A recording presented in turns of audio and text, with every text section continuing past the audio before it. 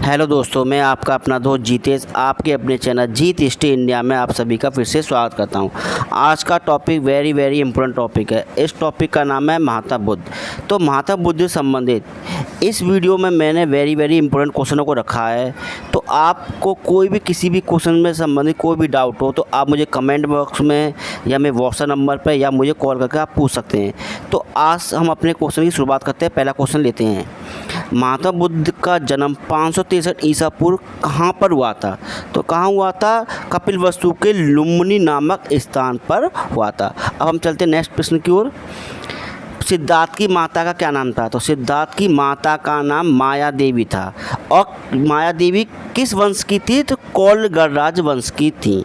आपको याद होना चाहिए किस वंश की थी। अब हम चलते हैं नेक्स्ट प्रश्न की ओर। सिद्धार्थ की माता महामाया का देहांत कब हुआ था? तो सिद्धार्थ के जन्म के 7वें दिन इनका देहांत हुआ था। नेक्स्ट प्रश्न पर चलते हैं।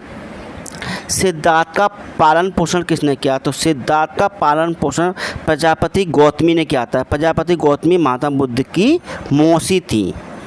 अब नेक्स्ट प्रश्न पर चलते हैं। सिद्धार्थ के पिता का क्या नाम था? तो सिद्धार्थ के पिता का नाम शुद्धोधन था। शुद्धोधन शाकगढ़ के क्षत्रिय वंश के राजा थे। तो आपका किसके जाते? शाकगढ़ के। अब नेक्स्ट प्रश्न चलते हैं। ये किसने भविष्यवाणी की कि ये बालक चक्रवर्ती राजा बनेगा या फिर सन्यासी या भिक्षु बनेगा? तो किसने भविष्यवाणी की? काल देवल, कौंड एवं ऋषि अत्तिश ने ये भविष्यवाणी की थी। किस दिन भविष्यवाणी की थी? जिस दिन बच्चे का नामकरण होता है। तो अपने नामकरण के छठे दिन होते हैं जिसे हम छठी बोलते हैं, जिस दिन बच्चा होता है। तो अब ये भविष्यवाणी किससे की थी इन्होंने? तो महामाया और उनके पिता शुद्धोधन से ये भविष्यवाणी की थी। अब हम चलते हैं नेक्स्ट प्रश्न की ओर। बचपन में सिद्धार्थ किस वृक्ष के नीचे ध्यान लगाया करते थे? मतलब गुमसुम रहते थे।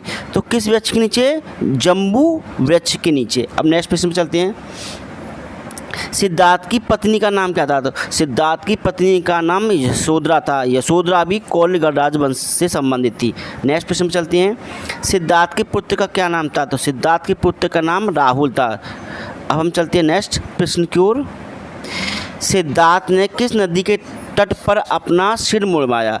सिद्धार्थ ने अनोमा नदी के तट पर अपना सिर मुड़वाया और अपने सारथी चंदक एवं अपने प्रिय घोड़क कत्थक के साथ वहाँ तक गए और उसके बाद उन्होंने अपने साथी से कह दिया कि आप आगे का रास्ता मुझे स्वयं देखना है, आप वापस लौट आइए। अब हम चलते हैं नेक्स्ट प्रश्न की ओर। किसने ये कहा कि बुद्ध धर्म के अनुसार वह चैत्य है जिसका पुनर्जन्म होता है, किसी आत्मा का नाम नहीं होता? तो किसने कहा था? रिज डेविड्स ने कहा था। रिज डेविड्स ने ही सर्वप्रथम 1903 ईस्वी में गढ़ राज्यों की, कितने गढ़? 10 गढ़ राज्य हैं, तो गढ़ राज्यों की खोज की थी। अब उन 10 गढ़ राज्यों के मैं नाम आपको बताता हूँ, उनको ध्यान समझना और नोट कर लेना।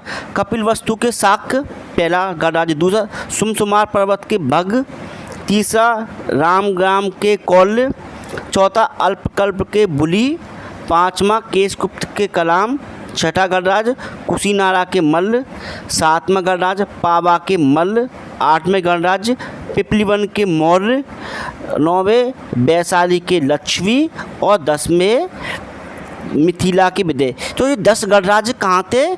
बुद्ध काल के समय के ये 10 गणराज्य हैं। जनपद अलग आते हैं, वो आप जनपद को आप कभी काउंट मत करना, जनपद अलग है। ये 10 गणराज्य हैं। आपसे पूछेगा इनमें से कौन सा गणराज्य नहीं है, तो आपको 10 गणराज्यों के नाम याद रखने हैं, नोट कर लेना। अब हम चलते हैं नेक्स्ट प्रश्न की ओर। सिद्धार्थ के प्रथम गुरु का नाम क्या था? तो सिद्धार्थ के प्रथम गुरु का नाम अलार कलाम था। इन्होंने ही महात्मा बुद्ध को सांख्य दर्शन की शिक्षा दी। एक बात को आपको रखना है। दूसरी बात, अलार कलाम कहाँ के निवासी थे? तो आपको ये भी क्वेश्चन याद होना चाहिए, अलार कलाम वैशाली के निवासी थे। अब इनसे शिक्षा प्राप्त करने के बाद महात्मा बुद्ध संतुष्ट नहीं हुए और संतुष्ट ना होने के बाद आगे चले तो इन्हें एक नए गुरु के प्राप्त हुआ और उस गुरु का नाम मैं आपको नेक्स्ट प्रश्न में बताऊंगा। तो हम चलते हैं नेक्स्ट प्रश्न की ओर। सिद्धार्थ के दूसरे गुरु का नाम क्या था? तो मैंने ये बताया था सिद्धार्थ के दूसरे गुरु का नाम रुद्रक या रामपुत्र था। अब सिद्धार्थ ने रामपुत्र से कौन शिक्षा प्राप्त की थी? योग दर्शन की शिक्षा प्राप्त की थी कि योग के माध्यम से ज्ञान कैसे प्राप्त किया जाता है। अब आपसे पूछे कि रुद्रक कहाँ के निवासी थे, तो रुद्रक राजगृह के निवासी थे। अब हम चलते नेक्स्ट प्रश्न की ओर। सिद्धार्थ ने 5 ब्राह्मण कौंड, भद्य, बप, आंज, अस्सी आदि के साथ किस स्थान पर तपस्या की? तो किस स्थान पर? उर्वेला के गया के समीप इन्होंने ज्ञान की प्राप्ति की। अब आपसे पूछता इनमें से कौन सा ऐसा ब्राह्मण था जिन्होंने महात्मा बुद्ध ने जिन्हें ज्ञान दिया? सर्वप्रथम इन्हीं को महात्मा बुद्ध ने अपना धर्म उपदेश दिया। देने के बाद इसी घटना को बौद्ध धर्म में धर्मचक्र प्रवर्तन कहते हैं। तो आपको याद रखना 5 गुरुओं के नाम। अब हम चलते हैं नेक्स्ट प्रश्न की ओर। सिद्धार्थ ने किस स्त्री के द्वारा बनाई हुई खीर खाई? जब ज्ञान प्राप्त कर रहे थे तो उनके ज्ञान प्राप्त करने के बाद उन्होंने सुजाता के द्वारा खीर बना के बनी हुई खाई। अब हम चलते हैं नेक्स्ट प्रश्न की ओर। सिद्धार्थ को किस नदी के तट पर ज्ञान प्राप्त हुआ? तो सिद्धार्थ को निरंजना नदी या फल्गु नदी के तट पर ज्ञान प्राप्त हुआ। अब आपसे पूछता किस वृक्ष के नीचे ज्ञान प्राप्त हुआ? तो पीपल के वृक्ष के नीचे ज्ञान प्राप्त हुआ और इसी वृक्ष को शशांक ने कटवा दिया था। शशांक शैव धर्म का कट्टर अनुयायी था। हम चलते हैं नेक्स्ट प्रश्न की ओर। ज्ञान प्राप्ति के बाद बुद्ध के सर्वप्रथम शिष्य कौन बने थे? ज्ञान प्राप्ति के बाद बुद्ध के सर्वप्रथम शिष्य तपस्सु एवं मल्लिक नामक 2 बंजारे बने। जब ये बंजारे आ रहे थे तो महात्मा बुद्ध ने ज्ञान प्राप्त करने के बाद जब चलते हैं तो उन्हें 2 बंजारे मिलते हैं। तो इन बंजारों को महात्मा बुद्ध ने अपना सर्वप्रथम शिष्य बनाया था। अब हम चलते हैं नेक्स्ट प्रश्न की ओर। गौतम बुद्ध ने अपना सर्वप्रथम उपदेश कहाँ दिया? तो सारनाथ या मृगदस आ सकता है या ऋषिपत्तम आ सकता है। तीनों में से कोई भी नाम आ सकता है, आपको पता होना चाहिए। और किसको सर्वप्रथम अपना उपदेश दिया था? मैंने बताया 5 ब्राह्मण को। और इसी घटना को बौद्ध धर्म में धर्मचक्र प्रवर्तन कहा जाता है। अब हम चलते हैं नेक्स्ट प्रश्न की ओर। माता बुद्ध ने किस स्थान पर भद्रक, अनिरुद्ध, उपाली एवं आनंद माता बुद्ध का प्रिय शिष्य था एवं देवदत्त को बौद्ध धर्म में दीक्षित किया? तो ये 5 जो प्रमुख व्यक्ति हैं, उपाली ने ही अभिधम पिटक की रचना की थी। सॉरी, अभिधम पिटक नहीं, विनय पिटक की रचना की थी। तो किस स्थान पर? अनुप्रिय नामक स्थान पर इन्हें शिक्षा दी। अब हम चलते हैं नेक्स्ट प्रश्न की ओर। माता बुद्ध ने अपना प्रथम वर्षाकाल कहाँ बिताया? वर्षाकाल वैसे हम 3 प्रकार से मानते हैं, लेकिन आप बहरामी ने 6 प्रकार के वर्षाकालों का उल्लेख किया है। तो माता बुद्ध ने अपना सर्वप्रथम वर्षाकाल कहाँ बिताया था? सारनाथ। मैं बताता हूँ सारनाथ का नाम ऋषिपत्तम भी आता है, इसलिए मैं लिख भी दिया इसमें। ऋषिपत्तम के मूलगंध कुट्टी बिहार में अपना सर्वप्रथम वर्षाकाल बिताया था। अब हम चलते हैं नेक्स्ट प्रश्न की ओर। माता बुद्ध के चचेरे भाई देवदत्त ने बुद्ध को मारने के लिए किस हाथी को भेजा था? तो इसने ये माता बुद्ध से बहुत जलता था, तो किस हाथी को भेजा? नीलगिरी नामक हाथी को भेजा। इस किताब में नोट में थोड़ा सा मिस्टेक हो गई, नालागिरी लिख दिया, तो नीलगिरी नामक हाथी को भेजा था। अब हम चलते हैं नेक्स्ट प्रश्न की ओर। माता बुद्ध संघ को या किसने बौद्ध संघ को वेणुवन नामक बिहार दान में दिया था? तो किसने दिया था? बिम्बिसार ने। बिम्बिसार कौन था? आर्य वंश का संस्थापक था। इसी का बेटा अजातशत्रु था, जिसके समय प्रथम बौद्ध संगीत हुई थी। अब हम चलते हैं नेक्स्ट प्रश्न की ओर। बुद्ध का राजा के समान कहाँ पर स्वागत किया गया? वैसे राजा थे वास्तुकता में, लेकिन बाद में ज्ञान प्राप्त कर भिक्षु बने या बुद्ध बने। तो कहाँ पर हुआ? लक्ष्मी के राज्य में वैशाली में इनका राजा की तरह सम्मान हुआ। अब हम चलते हैं नेक्स्ट प्रश्न की ओर। बुद्ध संघ को पुब्बा राम विहार किसने दान दिया था? प्रसेनचित्त ने दान दिया था। प्रसेनचित्त कौन था? कौशल राजा था। इसी की बहन से बिम्बिसार का विवाह होता है, तो इन दोनों में वैवाहिक संबंधित थे। अब हम चलते हैं नेक्स्ट प्रश्न की ओर। माता बुद्ध को अपने पिता सदुदन के देहांत का समाचार कहाँ मिला था? वेरी इंपॉर्टेंट क्वेश्चन है, IAS में आते हैं ऐसे क्वेश्चन। कहाँ मिला था? वैशाली में। और वैशाली में ही माता बुद्ध ने महिला को बौद्ध धर्म में आने की अनुमति दी थी। और किसके कहने पर दी थी? अपने प्रिय शिष्य आनंद के कहने पर दी। अब चलते हैं नेक्स्ट प्रश्न की ओर।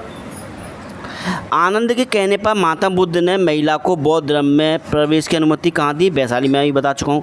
अब आपसे पूछेगा तो महात्मा बुद्ध ने महिला को प्रवेश की अनुमति किस स्थान पर नहीं दी? तो किस स्थान पर नहीं दी थी? कुशीनगर नामक स्थान पर नहीं दी।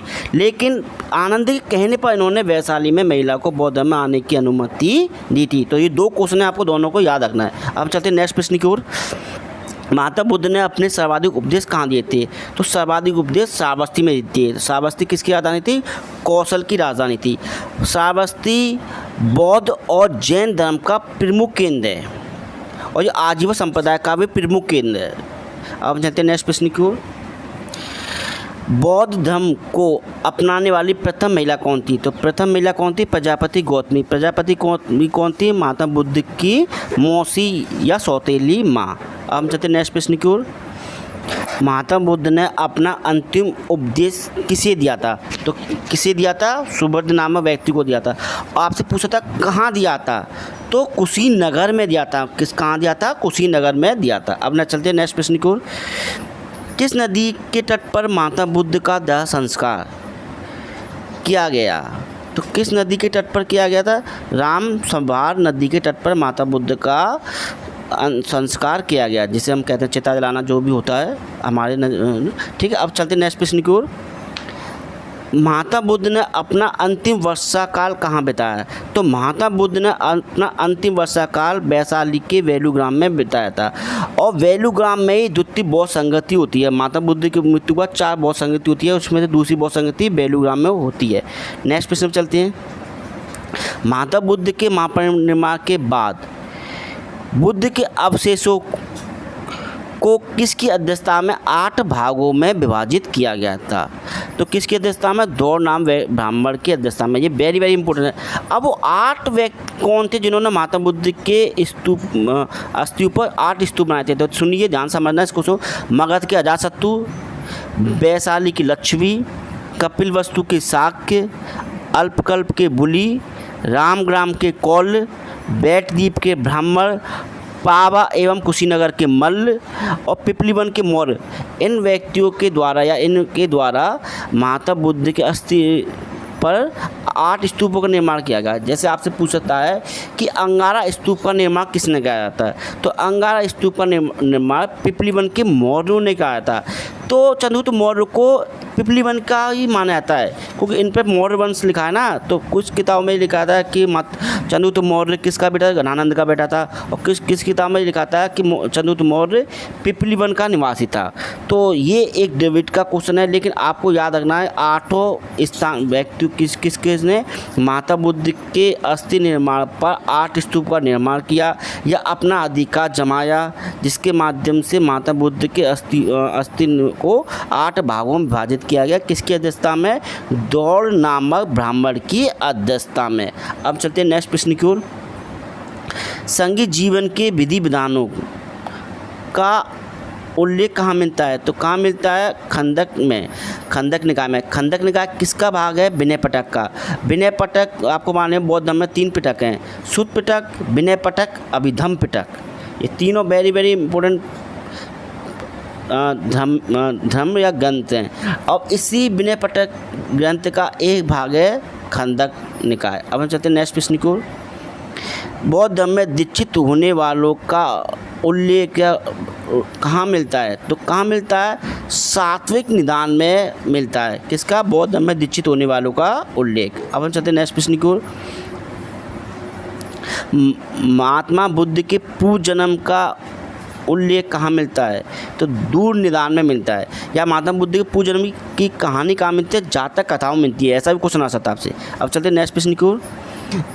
महात्मा बुद्ध के कौन से शिष्य धम्म सेनापति के नाम से आते हैं? वेरी वेरी इंपॉर्टेंट क्वेश्चन है। सारिपुत्र मोद गलायन नामक 2 इसके शिष्य थे, जिन्हें धम्म सेनापति की उपाधि दी जाती है। अब चलते हैं नेक्स्ट प्रश्न। किस बौद्ध ग्रंथ में गाय को संपत्ति की संज्ञा दी है? किस ग्रंथ में? सुत्त निपात में। अब सुत्त निपात किसका भाग है? खुद्दक निकाय का भाग है। खुद्दक निकाय किसका भाग है? सुत्त पिटक का भाग है। मैंने अभी 3 पिटक बताया, सुत्त पिटक, विनय पिटक, अभिधम पिटक।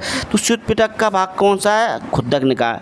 खुद्दक निकाय का एक भाग है या मान लीजिए पाठ कौन सा है?